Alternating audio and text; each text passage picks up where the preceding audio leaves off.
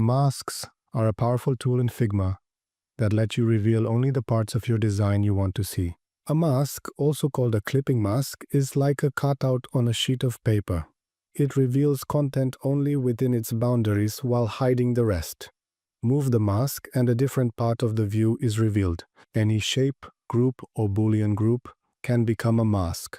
Just select the layers, right-click, and select Use as Mask, or use the shortcut Ctrl or Command on Mac, Alt-M.